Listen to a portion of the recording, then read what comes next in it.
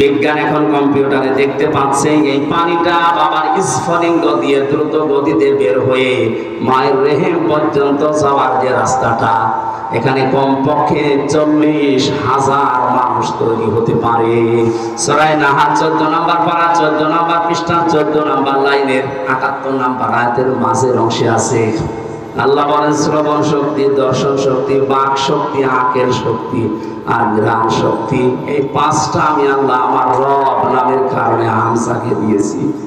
বাবার যে নাপাক পানিটা বের হয়েছিল, বিজ্ঞান এখন প্রমাণ করছে এই নাপাক পানিটা দিয়ে মহান আল্লাহ এই যে 40 দিন পার হয় মনে করছেন এমনি এমনি না, এটা দিয়ে আল্লাহ 4টা জিনিস 340-এর ভেতরে তৈরি করে ফেলেন।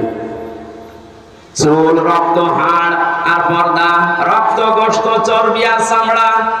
মায়ের রেহেমে যে নাপাক পানিটা ছিল ওইটা দিয়ে 4টা, বাবার নাপাক পানি দিয়ে 4টা, 8টা জিনিস এক হয়।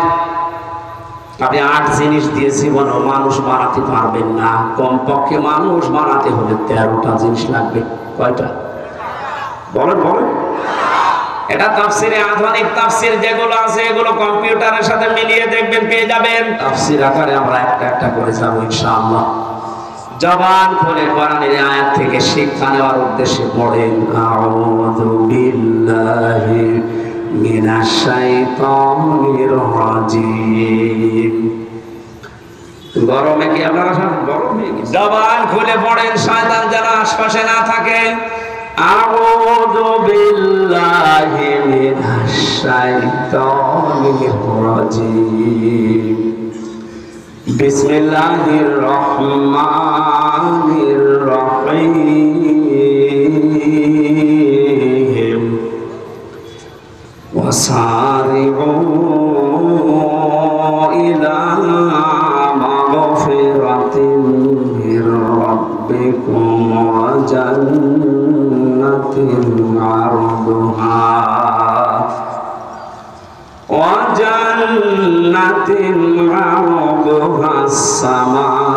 as-samawatu wal ardu u'iddat lil muttaqin। অনেকগুলো বিষয় ছিল, শানে নজরুল ছিল, ঐতিহাসিক প্রেক্ষাপট, নামকরণ সব আমি বাদ দিয়ে দিলাম, যেহেতু গরমে আমার ভেতরে ঘেমে একেবারে সব চলছে, এত বাতাস হচ্ছে তারপরও ঘেমে যাচ্ছে। খুব তাড়াতাড়ি শেষ করবো বলে আমি আয়াতের দিকে এগিয়ে যাচ্ছি সরাসরি তাফসীরে। আল্লাহ পাক বলেন, সারিউ, তোমরা দৌড়াও, একা একা দৌড়াও না সবাই। এবার ওঠেন তাহলে দৌড়ানো আরম্ভ করি। সারিউ, আল্লাহর আদেশ, তোমরা সবাই মিলে দৌড়াও। এরপর আপনি দৌড়াবেন না। কোথায় দৌড়িয়ে যাবেন? ইলা মাগফিরাতিন মির রাব্বিকুম, তোমাদের রবের ক্ষমার দিকে দৌড়াও। পৃথিবীতে সবচাইতে বড় সম্পদ মুমিনের জন্য আল্লাহর ক্ষমা। আমি নিজে সহ যারা আলেমরা বসে আছে তাদেরকে বলছি, কিয়ামতের ময়দানে আল্লাহ যে বিচার ব্যবস্থা তৈরি করবেন, আল্লাহর বিচারের সিস্টেম হবে 3টা। কয়টা বলেন বলেন? 1 নম্বরে আমার আল্লাহ যদি ন্যায় বিচার করেন কেউ বাঁচতে পারবে না। কথা বলেন না কেন? আল্লাহ রাব্বুল আলামিনের বিচারে কোনো অবিচার বলতে কিছু নেই। আল্লাহর বিচারে কোনো অবিচার, আর জবাব দেন না কেন? আল্লাহর বিচারে অবিচার আছে? ন্যায় বিচার করলে কেউ বাঁচবে না। অবিচারও নেই, ন্যায় বিচার করলেও বাঁচবেন না। করবে কি? আল্লাহ পাক যদি ক্ষমা করে দেয় দয়া করে কাউকে, তার গফফার নামের খাতিরে এই লোকটাই শুধু জান্নাত পাবে। নবীজি মাঝে মাঝে বলতেন, আল্লাহর ক্ষমা ছাড়া কেউ জান্নাত পাবে না। সাহাবীরা বলেন, হে নবী আপনি? নবীজি কেঁদে কেঁদে বলতেন, সাহাবীরা আমিও আল্লাহর দয়া ছাড়া, ক্ষমা ছাড়া জান্নাত পাবো না। এই জন্য আল্লাহ এদের প্রথম শব্দে দিয়েছেন, দৌড়াও আল্লাহর ক্ষমার দিকে। এটা যদি সত্যিই তুমি না পাও, আমার যে বানানো বাগান, যে জান্নাত, ওইটার আশা তুমি করতে পারো না। কাবা শরীফ যারা তাওয়াফ করে, সভাপতি যেহেতু হাজী সাহেব, ষষ্ঠ চক্করে আমরা সবাই মিলে একটা দোয়া পড়ি আল্লাহর কাছে, আল্লাহুম্মা ইন্না আলাইয়া হুকুকান ফীমা বাইনি ওয়া বাইনিকা। আর অনেকগুলো কথা আছে। আল্লাহকে কাবার সামনে নিয়ে বলা হয়, রব্বুল আলামিন তুমি আমার মালিক, আমি তোমার গোলাম। মালিক আর গোলামের ভেতরে অনেক দেনা পাওনা আছে। আমি গোলাম হিসাবে তুমি মালিক, যা দেবে তো সব দিয়েছো, নেই থেকে তুমি আমাকে হামজা বানিয়েছো।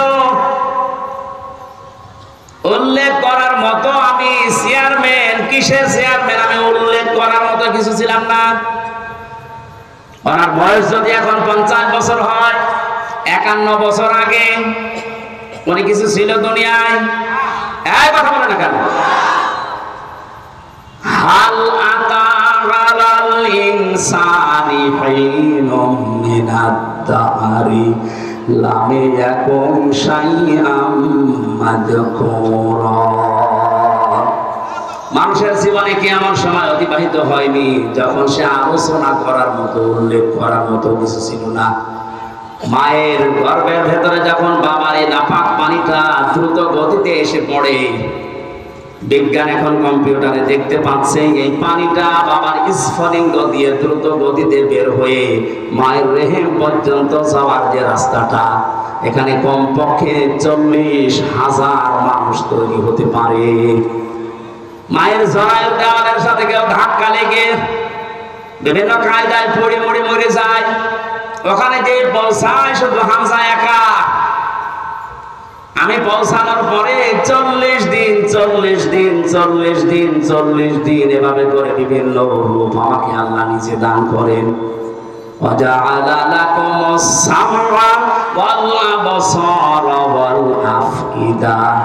সূরা নাহাল 14 নম্বর পারা, 14 নম্বর পৃষ্ঠা, 14 নম্বর লাইনের 78 নম্বর আয়াতের মাঝের অংশে আছে আল্লাহ বলেন শ্রবণ শক্তি, দর্শন শক্তি, বাক শক্তি, আকেল শক্তি আর ঘ্রাণ শক্তি, এই 5টা আমি আল্লাহ আমার রব নামের কারণে হামজাকে দিয়েছি। বাবার যে নাপাক পানিটা বের হয়েছিল, বিজ্ঞান এখন প্রমাণ করছে এই নাপাক পানিটা দিয়ে মহান আল্লাহ এই যে 40 দিন পার হয় মনে করছেন এমনি এমনি না। এটা দিয়ে আল্লাহ 4টা জিনিস 340-এর ভেতরে তৈরি করে ফেলেন। চুল, রক্ত, হাড় আর পর্দা, রক্ত, গোশত, চর্বি আর চামড়া। মায়ের রেহেমে যে নাপাক পানিটা ছিল ওইটা দিয়ে 4টা, বাবারে নাপাক পানি দিয়ে 4টা, 8টা জিনিস এক হয়। আপনি 8 জিনিস দিয়ে জীবনে মানুষ বানাতে পারবেন না। কমপক্ষে মানুষ বানাতে হলে 13টা জিনিস লাগবে। কয়টা বলেন? এটা তাফসিরে, আধুনিক তাফসির যেগুলো আছে এগুলো কম্পিউটারের সাথে মিলিয়ে দেখবেন, পেয়ে যাবেন। আগেকার তাফসির মুহতামিম সাহেবরা যারা পড়েছে, আগের তাফসিরে আলাক মানে যোগ লেখা ছিল। আলাক মানে মাটির নির্যাস, জমাট বাঁধা রক্ত, এগুলো পেয়েছে। আধুনিক তাফসির যেগুলো বের হচ্ছে কম্পিউটারের সাথে মিলিয়ে দেখবেন, আলাক মানে শুধু জমাট বাঁধা রক্ত না, আলাক মানে ঝুলন্ত। আলাক মানে 40 দিন মায়ের রেহেমের ভেতরে হামজা ঝুলেছিল এভাবে। এটা আপনি একটু দেখতে পাবেন। আমি যেহেতু ওই আয়াত পড়ি না, এই জন্য ওই দিকে যাচ্ছি না। 40 দিনে 6 মাস যখন হয়ে যায় মায়ের পেটে, তখন আমার খাবারের প্রয়োজন দেখা দেয়। পৃথিবীর কোন মানুষ আমাকে ওই জায়গায় খাবার দেয়নি। মহান আল্লাহ তার রব নামের খাতিরে না চাওয়ার আগে খাবার পৌঁছিয়ে দিয়েছে। আল্লাহ রাব্বুল আলামিন বলেন 13টা জিনিসের ভেতরে যেহেতু 8টা পেয়েছি, এখনো 5টা লাগবে। আমি যে রব নাম নিয়েছি, এই জন্য রবের কারণে তোরে 5টা জিনিস ফিরিয়ে দিয়েছি। তার ভেতরে শ্রবণ শক্তি, দর্শন শক্তি, বাক শক্তি, আকেল শক্তি আর ঘ্রাণ শক্তি। একটাও যদি কম দিতাম দুনিয়ায় আসতে কিন্তু পূর্ণাঙ্গ হয়ে আসতে পারতে না। হ্যাঁ, আমরা পৃথিবীতে এসে হয়তো এগুলো অনেকে নষ্ট করে ফেলি। এই যে আমার কানটা আজ 2 দিন আমি নষ্ট করে ফেলেছি। এই ভক্তবৃন্দ যারা আছে এরা আদর করে আমার আইসক্রিম খাওয়াইছে। এই 2 দিনে এই সমস্ত দই খাওয়াইছে ফ্রিজের। আমি খেতে চাই না, না হুজুর খান, অসুবিধা নেই, খেয়ে এখন দেখছি কানে আর কিছু শুনছি না। এই যে দুনিয়ায় এসে আমি নষ্ট করেছি এগুলো বিভিন্ন পরিবেশের কারণে, না আল্লাহ নষ্ট করে দিয়েছে? বলেন, এই যে তীব্র গরম চলছে এটা আল্লাহর দোষ। যাহারাল ফাসাদু ফিল বাররি ওয়াল বাহরি বিমা কাসাবাত আইদিন নাস লিইউযিবাহুম বা'দাল্লাযী আমিলু লাআল্লাহুম ইয়ারজিউন। সূরা রুমের 41 নম্বর আয়াতে আল্লাহ জানিয়েছেন, জলে স্থলে যে বিপর্যয়গুলো দেখতে পাচ্ছ একটাও আমি আল্লাহ পাঠাই না, সব তোমাদের আপনাদের কামাই করা। বিজ্ঞান এই বাংলাদেশ নিয়ে কয়েকদিন আগে 3 দিনের একটা গবেষণা আজকে দেখলাম। মনে করেন এই 10 কেজি পানি উপরে ওঠার কথা ছিল, এই 6 মাস তো গরম থাকে, 6 মাসে 10 কেজি মনে করেন পানি জলীয় ভাবে উঠবে উপরে, আর 10 কেজি আবার নামবে বৃষ্টির মাধ্যমে। এই গাছ উজাড় করার কারণে, পাথর পাহাড় কেটে ফেলার কারণে নদী বন 11,000-এর উপরে 1100-এর উপরে নদী এই দেশে আছে, সবগুলো প্রায় শুকিয়ে যাচ্ছে। এ কারণে পানিগুলো আর উঠতে পারে না আকাশে, ওখান থেকে আর নেমে যে ঠান্ডা হবে সে পরিবেশ হয় না। এ দোষ তো আল্লাহ। এমন উত্তম প্রতিবেশী আমরা পেয়েছি, পানি দেওয়ার সময় পানি দিতে চাই না, আর যখন লাগবে না এমন দেওয়া দেয় আমরা ভেসে যাই। প্রতিবেশীর কাজ হলো এটা। অথচ প্রতিবেশীর যত হক, আমি আরো নিচে নামতে পারতাম, পারলাম না। হ্যাঁ, নামি আবার 3 বছর থাকি, ও আরামে আসো।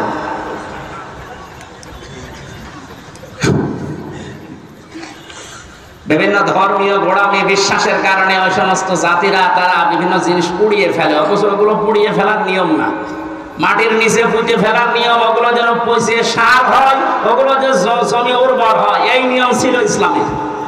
এই যে মানুষকে মাটি দেওয়া হয়, অন্যান্য জাতিরা পুড়িয়ে ফেলে, কত পার্থক্য আপনি যদি দৃষ্টি দিয়ে দেখেন, সব তো যেয়ে পড়বে আমাদের প্রতিবেশীর উপর। এই জন্য কিছু বলতে পারছি।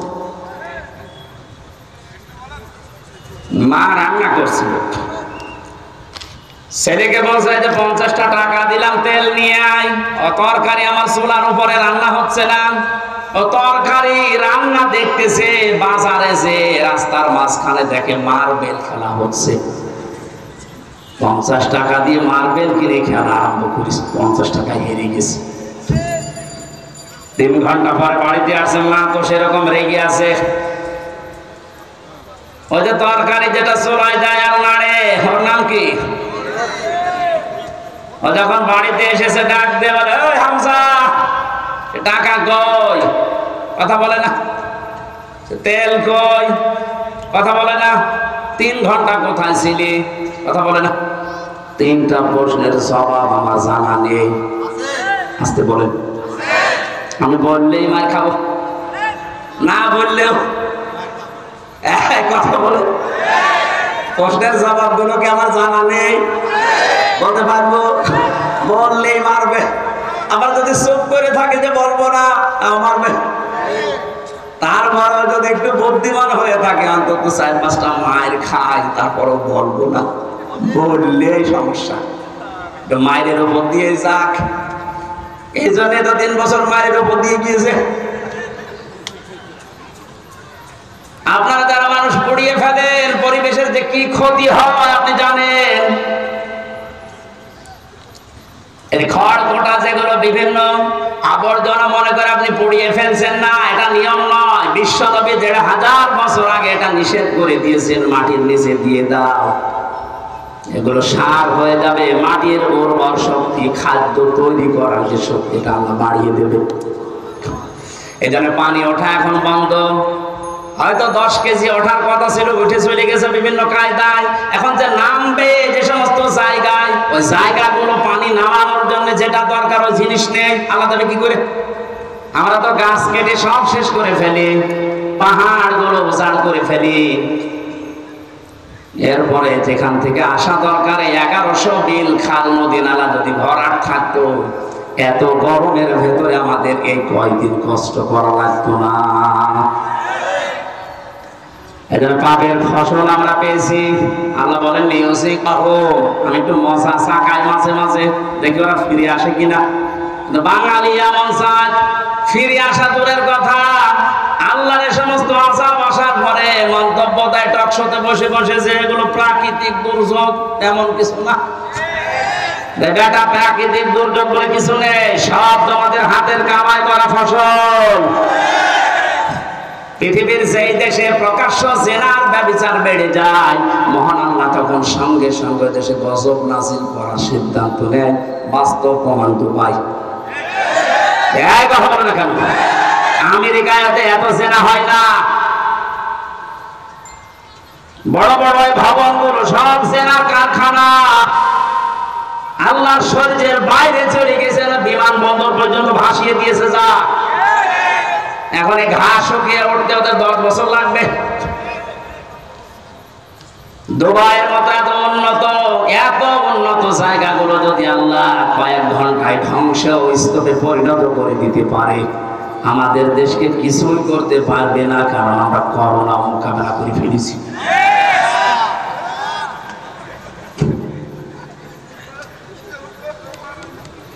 না ভাই, হচ্ছে না। আমরা যেন ফিরে আসি, আল্লাহ আযাব গজবগুলো মাঝে মাঝে পাঠায়, লিয়ুযিবাহুম বা'দাল্লাযী আমিলু লাআল্লাহুম ইয়ারজিউন। আমরা তো ফিরে আসি না, আমাদের বৃদ্ধি আরো বাড়ে। জোরে বলেন নাউযুবিল্লাহ।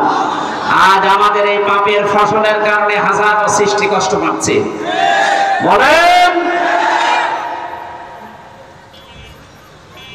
একটু ভেবেছেন এই 5টা জিনিস আল্লাহ যেটা দান করেন নিজের পক্ষ থেকে যদি একটাও কম দিত, আপনি মনে করেন শ্রবণ শক্তি পাননি, কালা হয়ে দুনিয়ায় আসতেন, কত রকমের সমস্যা হতো আপনি টের পাচ্ছেন না?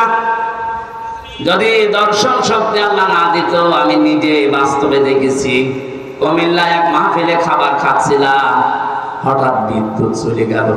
পাশে এক অন্ধ বসে খাবার খাচ্ছিল, আমরা চিল্লা পাল্লা করছি, তাড়াতাড়ি কারেন্টের ব্যবস্থা করেন, আলো কই। হঠাৎ অন্ধ আমার হাত চেপে ধরে বলছে, হুজুর মাত্র 2 মিনিট কারেন্ট চলে গেছে, আপনি চিল্লাচ্ছেন।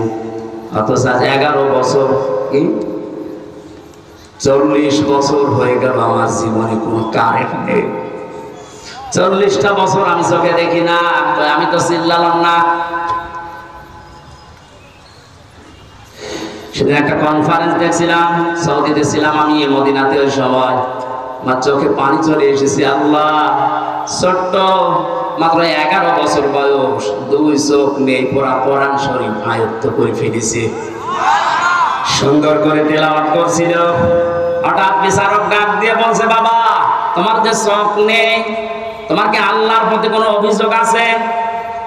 ছেলেটা অতটুকু বয়সে, আমি তো মনে মনে করছিলাম না জানি কি বলে ফেলে আল্লাহর বিরুদ্ধে। চোখ তো নেই, অভিযোগ তো নেই, আর আমি খুশি আছি। বিচারক বলছে, কিসের খুশি তুমি? ছোট মানুষ, অতটুকু বয়স, 11 বছর বয়স, কোরআনের হাফেজ, অন্ধ। ডাক দিয়ে বলে, বিচারপতি আপনি আমাকে যে প্রশ্ন করলেন, আমার আল্লাহর প্রতি কোনো অভিযোগ আছে কিনা, আমি অন্ধ এই জন্যে। আমি বললাম নেই। কেন নেই জানেন? কিয়ামতের যেদিন আল্লাহ বিচার করবে, চোখওয়ালা মানুষদেরকে আল্লাহ ডাকবে, সিরিয়াল হিসাবে আমারও ডাকবে। আমি অন্তত আল্লাহকে ওই সময় বলতে পারবো, মাবুদ দুনিয়াতে আমাকে কিছুই দেখতে দাওনি, চোখের কোনো গোনা আমার দ্বারা হয়নি, আজকে এই ওসিলায় হলেও কিছুটা আশা আমার উপরে কম করে দাও।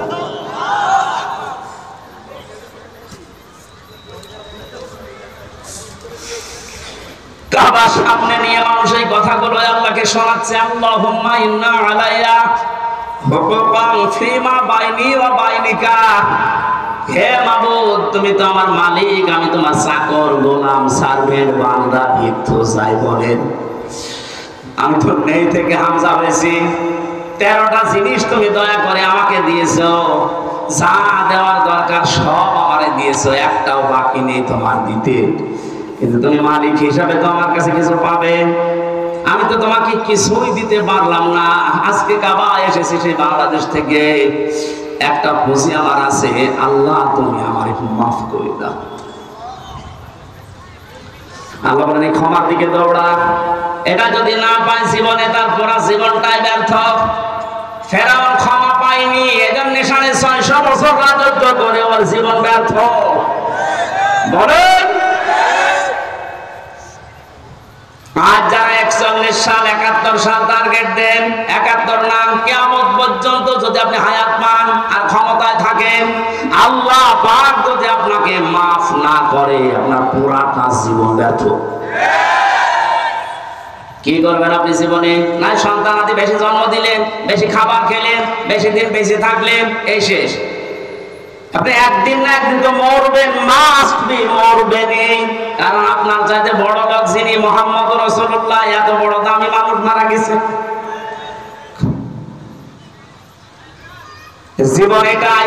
এই ধোঁকাটা আমরা আসলে এখনো পর্যন্ত অনেকে বুঝার পরও না বোঝার ভান করে থাকি। কোরআন আমি হাতে নিয়ে বলছি, পৃথিবীতে স্ত্রী ধোঁকা, সন্তান আদি ধোঁকা, মা বাবাও ধোঁকা, পুরা দুনিয়াটাই ধোঁকা। আমার হায়াতুদ দুনিয়া ইল্লা মাতাউল গুরুর। আল্লাহর কথা 100% সত্য। আল্লাহ বলেন পুরা দুনিয়ার জীবনটাই ধোঁকা, এর ভেতরে পড়ে থেকে আসল জীবনটা নষ্ট করো না। দৌড়াও, আমি আল্লাহর ক্ষমা পাও কিনা এইটার দিকে দৌড়াও। জান্নাতিন আরদুহা, ওই জান্নাতের দিকে দৌড়াও যে জান্নাতের প্রশস্ততা আকাশ আর জমিনের চাইতেও বিস্তৃত। উইদ্দাত লিল মুত্তাকিন, যেটা আমার পরহেজগার, যেটা আমি আল্লাহ আমার আধুনিক বান্দাদের জন্য পরহেজগার, আল্লাহওয়ালা, তাকওয়াবান। ভদ্রলোক শব্দটা আছে তাফসিরে, যারা ভদ্রলোক তাকওয়াবান, আমি আল্লাহ তাদের জন্য আমার বিশাল বাগানটা তৈরি করে প্রস্তুত করে রেখে দিয়েছি। এবার আসেন তো আমার আসল আলোচনার বিষয়ে শুরু করছি। আল্লাহ যে বলেন উইদ্দাত লিল মুত্তাকিন, আমার মুত্তাকি বান্দাদের জন্য বাগান আমি রাখলাম। হাদিসে কুদসির ভেতরে পড়েছি আল্লাহ রাব্বুল আলামিন হাদিসে কুদসি, এটা আ'তাদতু লিইবাদিহিস সালিহিন মা লা আইনুন রাআত ওয়ালা উযুনুন সামিআত ওয়ালা খাতারা আলা কলবি বাশার। নবীজিকে দিয়ে আল্লাহ বলাচ্ছেন, নবী আপনি বলেন আমার বান্দার জন্য এমন বাগান, এমন জান্নাত আমি তৈরি করে রেখেছি, কোনদিন কোনো মানুষের চোখ দেখে নাই, কোনদিন কোনো কান শোনে নাই এর বর্ণনা। আমি আর কতটুকু বর্ণনা দিতে পারবো তাফসীর দিয়ে? আল্লাহ পাক নবীকে দিয়ে বলাচ্ছেন যে এমন বাগান আমি বানালাম, আমার কোনো বান্দার চোখ তো দেখে নাই, কানও শোনে নাই, কোনদিন কারো কল্পনার জগতে আসে নাই। মানুষের কল্পনার জগৎ ছোট না বড়? বলেন বলেন, কেমন বড় বলেন তো?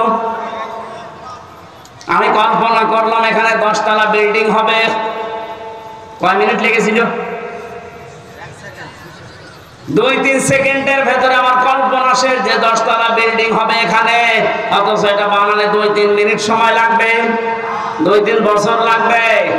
এরপরও কত মাল মশলা লাগবে আপনি হিসাব করেন।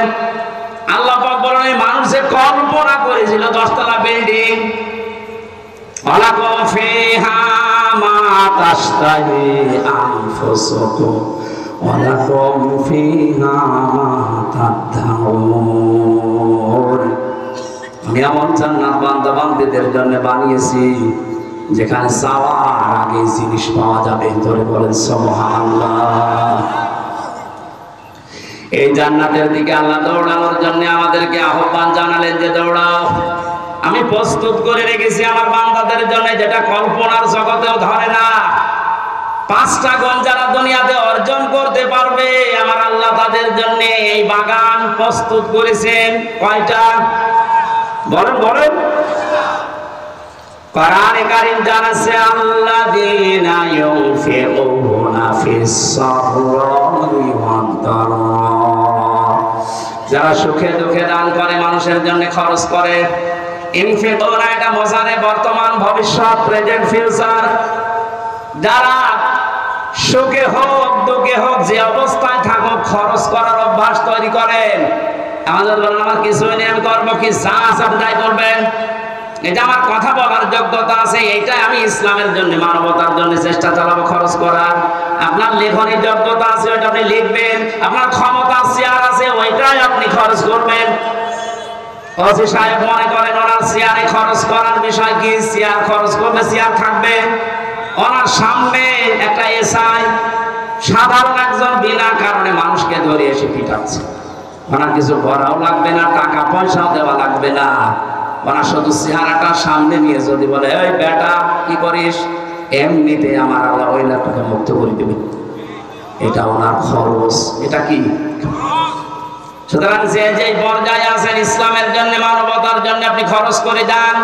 যদি এটা এখন না করে, আনফিকু মিম্মা রাযাকনাকুম মিন ক্বাবলি আইয়াতিয়া আহাদাকুমুল মাউত ফায়াকুলা রাব্বি লাউলা আখারতানি ইলা আজালিন করিব ফাসাদ্দাক ওয়া আকুন মিনাস সাদিকিন। মরণ যখন চলে আসবে, মানুষ আর যে জানাবে, আল্লাহ আমার একটু সময় দাও, একটু সময় যদি পাই, যা ছিল তোমার জন্য, ইসলামের জন্য, মানবতার জন্য সব দিয়ে আসবো, আমি ভালো মানুষ হয়ে যাব। কি হব? বলেন বলেন, আমি ভালো মানুষ হয়ে যাব। আল্লাহ রাব্বুল আলামিন বলেন, ওয়ালা ইউআখিরুল্লাহু নাফসান ইযা জাআ আজালুহা আল্লাহু খাবীরুম বিমা তা'মালুন। এই আয়াতটা আমি বাস্তবে মিলিয়েছিলাম রিমান্ডে থাকাকালীন। একটু খেয়াল করো, আমাদের বাংলাদেশ, ভারত, পাকিস্তানের মুসলমানদের ইসলামের এই আইনগুলো, এই আয়াতগুলো মেনে নেওয়া, আর মধ্যপ্রাচ্যে যারা মুসলমান বাস করে তাদের এই আয়াতগুলো মেনে নেওয়া এক না। ওরা কোরআনের এই আয়াতটাই অন্যভাবে মানতেছে। আমরা যেভাবে মানি, বিশ্বাস করি, এইভাবে না। রিমান্ডে যে অফিসার হিন্দু মানুষ, মানে আমার শোনাচ্ছিলেন যে আমি ওমানে ছিলাম 3 বছর, 2 বছর, 2টা বছর আমি এক হোটেলে খাবার খেতাম। যে দেখে যে হোটেলের মালিক, উনি টাকাগুলো গুনতেছে, গণনা করে টাকা নেয়, ক্যাশে বসে আছে। আর যে পানি দেয়, রুটি দেয়, খাবার নিয়ে আসে, তরকারি নিয়ে আসে, ওই লোকটা, এই লোকটার ছেলে, ছোট ছেলে। ওনার আমি প্রশ্ন করলাম, আপনি দোকানের মালিক, এত টাকা পয়সা আপনার, আর আপনার ছেলে আপনার সামনে কর্মচারী, তাও মানুষের, সাধারণ মানুষের খেদমত করে, রুটি টেনে দেয়, পানি টেনে দেয়, একটা কাজ করলেন আপনি। মনে ওনার ভাষায় কোরআনের একটা সূরা তাগাবনের 14 নম্বর আয়াতটা পড়ে এই হিন্দুকে শুনিয়েছে। হিন্দুরা দেখলাম অনেক আয়াত বুঝতে আছে, মানে বলছে হুজুর আমার শোনালে সূরা তাগাবনের 14 নম্বর আয়াত, ইয়া আইয়ুহাল্লাযীনা আমানু ইন্না মিন আজওয়াজিকুম ওয়া আওলাদিকুম আদুওয়াল লাকুম ফাহদারুহুম ইলা আখির আয়াত। আমি পুরোটা পড়েছিল। হে ঈমানদারেরা, তোমাদের স্ত্রী, সন্তান, এগুলো দুনিয়ায় মাঝে মাঝে তোমাদের শত্রু হয়ে দেখা দেবে, তাদের সাথে সতর্ক থাকো। দোকানদার ওনাকে ওনার ভাষা দিয়ে বলছিল, ভাই আপনি কি জাতিতে আমি জানি না, তবে আমার এই সন্তানের প্রতি আমার 4টা দায়িত্ব ছিল, 4টাই আমি পালন করেছি। কোরআনে কারিম আমাকে বারবার এই আদেশ দেয় যে সন্তান দুনিয়াতে আসার পরে তার একটা সুন্দর অর্থবোধক নাম রাখো, আমি বাবা হিসাবে রেখেছি। 2 নম্বরে তাকে দ্বীনের শিক্ষা দাও, যতটুকু পড়লে ইসলাম মানা যায় আমি দিয়েছি।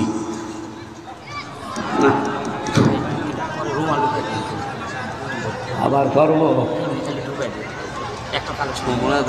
বুঝলাম, বিদ্যুৎ দেবে। সুবহানাল্লাহ আলহামদুলিল্লাহ। এই আমি কি করতে বললাম আপনাদের? কি করেন? আচ্ছা, আওয়াজ তো একটু দিয়ে জিকির করেন, নাকি গান বলবেন? সুবহানাল্লাহ আলহামদুলিল্লাহ। ফ্যান কি বন্ধ? লা ইলাহা ইল্লাল্লাহ মুহাম্মাদুর রাসূলুল্লাহ। 2 নম্বরে আমার দায়িত্ব ছিল তাকে জ্ঞান শিক্ষা দেওয়া, কোরআনের হাদিসের আমি যতটুকু সমর্থ আছে আমি দিয়েছি। ইসলাম মানতে পারে এই অবস্থা তার আছে। 3 নম্বরে সব একটা পাত্রী দেখে তাকে পাত্রস্থ করেছি আমি, একটা কোরআন হাদিস জানা আল্লাহওয়ালা একটা মেয়ে লোক তাকে আমি এনে দিয়েছি। 4 নম্বর একটা হালাল কর্মজীবন তৈরি করে দেওয়া, বাবা হিসাবে আমার দায়িত্ব আমি দিয়েছি, আমার যতটুকু সমর্থ ছিল। ওরে তো ঘুষ দিয়ে আমি কোন চেয়ারে বসিয়ে দিতে পারি না। ওর যে যোগ্যতা ছিল ওই অনুযায়ী ওকে 20-22 হাজার টাকা মনে করেন কামাই তৈরি করে দিয়েছি আমি, আমার দায়িত্ব শেষ। আমাদের দেশে কোরআনের আয়াত পড়ার পরে মানার সিস্টেম কিন্তু এটা ছিল না। অনেকের সন্তান যে চেয়ারে বসার যোগ্য না, 10 লাখ টাকা দিয়ে হলেও ঘুষ দিয়ে চেয়ারে বসিয়ে দিচ্ছে। আমি নিচে নামতে পারলাম না, যারা দুঃখিত। আমার ভাইরা, আমি যেটা বোঝাতে চাই, আল্লাহ রাব্বুল আলামিন খরচ করার জন্য যে নিয়ম নীতিগুলো আমাদেরকে দিয়েছেন, আপনি সুখে থাকেন, দুঃখে থাকেন, যে অবস্থায় থাকেন, অভ্যাসটা জারি রাখবেন, আপনি খরচ করবেন। ওয়াল কাযিমিনাল গায়যা ওয়াল আফিনা আনিন নাস। আল্লাহ পাক বলেন, যারা রাগ চেক দেয়, রাগকে যারা চেক দিতে পারে, রাগ হওয়ার পরে চেক দেওয়া, এটা বড় মুজাহিদের কাজ। মানুষকে যারা মাফ করে দেয়, ক্ষমা করে দেয়, এই সুযোগটা আমরা যেন হাতছাড়া না করি। দুনিয়াতে যদি সামর্থ্য থাকার পরেও কোনো মানুষকে একটা অপরাধ মাফ করে দেয়, কিয়ামতে মহান আল্লাহ আমার 70টা অপরাধ নিজ গুণে মাফ করে দেবে। এই মানুষগুলোকে আল্লাহ সবচাইতে বেশি ভালোবাসেন বলে ঘোষণা দিয়েছেন। এরপর বাকি যে কয়টা আছে আমরা তাফসীর আকারে বলবো, বারবার এই যে কাগজ পাঠাচ্ছে, ওদের কালেকশন হয়নি, টাকা তুলে দিন। এখন টাকা তুলে মানুষ দেবে? যতটুকু যার সামর্থ্য আছে, এখনো দেওয়ার মতো পরিবেশ পাননি, দেননি। ওনারা যাচ্ছে যেন আগামীতে এটা একবার বন্ধ হয়ে না যায়। এই জন্য যারা যাচ্ছে 2-3 মিনিটের ভেতর ওনাদের কাছে দিয়ে দিন। এসে কই এটা করো তো ঝামেলা বারবার। আলহামদুলিল্লাহ, লা ইলাহা ইল্লাল্লাহ, সুবহানাল্লাহ, আলহামদুলিল্লাহ, লা ইলাহা ইল্লাল্লাহ। এই তাড়াতাড়ি করো। সুবহানাল্লাহ, আলহামদুলিল্লাহ, লা ইলাহা ইল্লাল্লাহ। পারিবারিক জীবনে আমাদের কম বেশি প্রত্যেকের, এমনকি হিন্দুদের পারিবারিক যে সমস্যাগুলো, এটা শুধু মুসলমানদের, হিন্দু খ্রিস্টান মুসলমান যা আছে জাতি পৃথিবীতে সবার কম বেশি পারিবারিক ঝামেলা চলছে। কারণ জেলখানার হিন্দু বউ মারার অপরাধে যাবজ্জীবন জেল খাটছে। এই জন্য পারিবারিক জীবনের যে সমস্যাগুলো এবং সমাধান করে আমাদের যেন দুনিয়ায় শাস্তি পাওয়া না লাগে, পৃথিবীর এই ছোট্ট সংসারটা যেন একটা জান্নাত বানিয়ে ফেলতে পারি। পরকীয়া প্রেমের যে হিরিক চলছে, এটা যেন বন্ধ হয়। এ বিষয়ে আমি 2টা বই লিখেছিলাম, একটা হচ্ছে নারীদের জন্য, একটা পুরুষদের জন্য। এই স্টেজের পেছনে গাড়ি আছে না কোথায় আছে জানি না, ওর সামনে আছে, ওটা আপনারা নিয়ে ওনাদেরকে পড়তে দেবেন। এটা আমি আগে কোনোদিন করি না।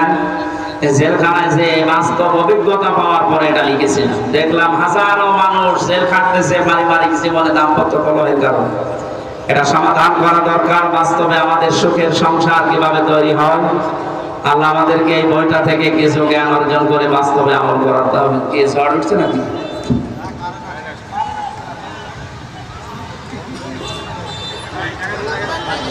একটু তাড়াতাড়ি করুন ভাই, যতটুকু সামর্থ্য আছে আপনি 1 টাকা হলেও দিয়ে যাবেন।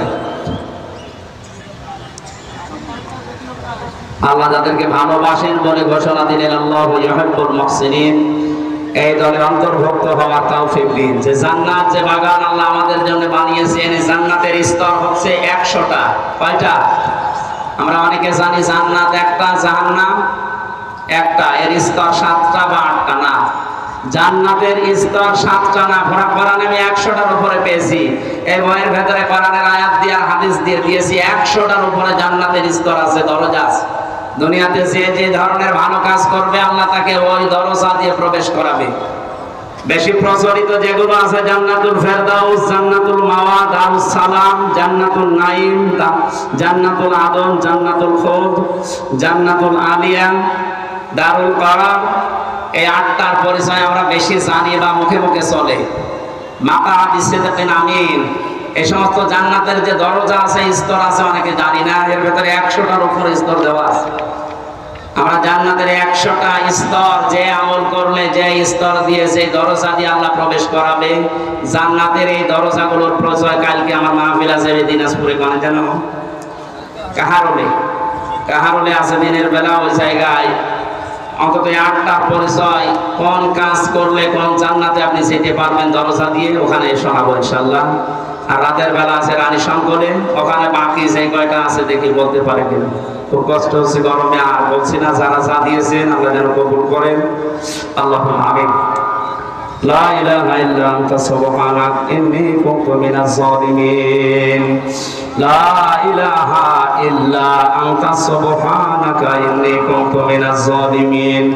ফাস্তাজাবনা লাহু ওয়া নাজাইনাহু মিনাল গাম্মি ওয়া কাযালিকা নুনজিল মুমিনিন। মাথা নিচু করেন, মাথা নিচু করেন, চক্ষু বন্ধ করেন।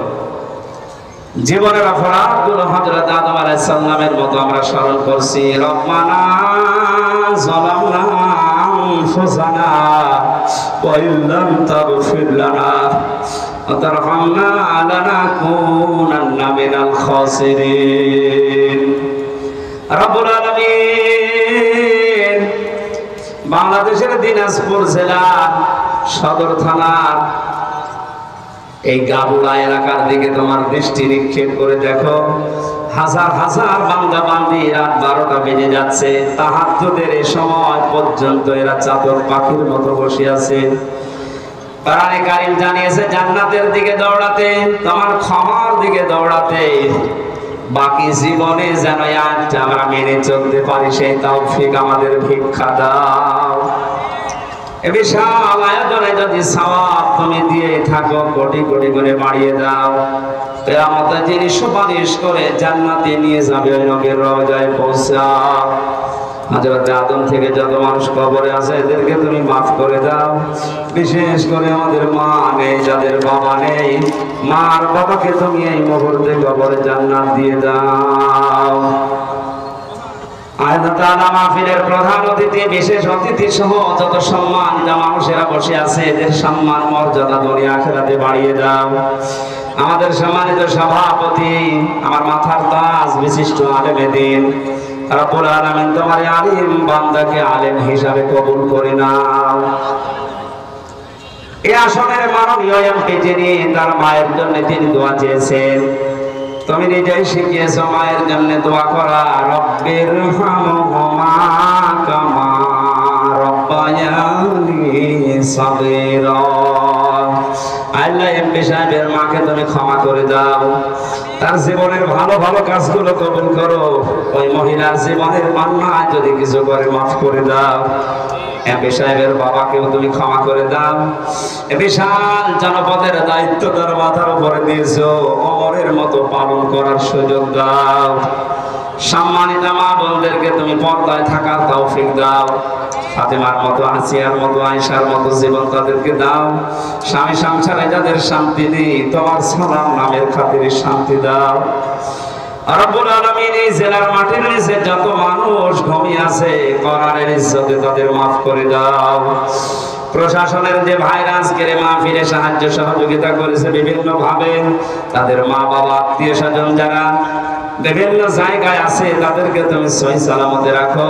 প্রশাসনের এই দেশের দায়িত্বটা তুমি ইবাদত হিসাবে মেনে নাও। আগামীতে এই মাহফিলটা কোরআনের জন্য বিশাল আকারে কবুল করো। যে যুবকগুলো শ্রম দিয়েছে আল্লাহ, এই যুবকদেরকে তুমি আর অন্যায় কাজে ফেলে দিও না। মরণ পর্যন্ত এদেরকে হেদায়েতের উপরে থাকার তৌফিক দাও। বারাকাল্লাহু লানা ওয়া লাকুম ফিল কোরআনিল আযীম। কখন কার ডাক চলে আসে জানি না, যখনই মরণ আসবে, আজরাইলকে যখনই দেখবো যেন বলতে পারি লা ইলাহা ইল্লাল্লাহু মুহাম্মাদুর রাসূলুল্লাহ।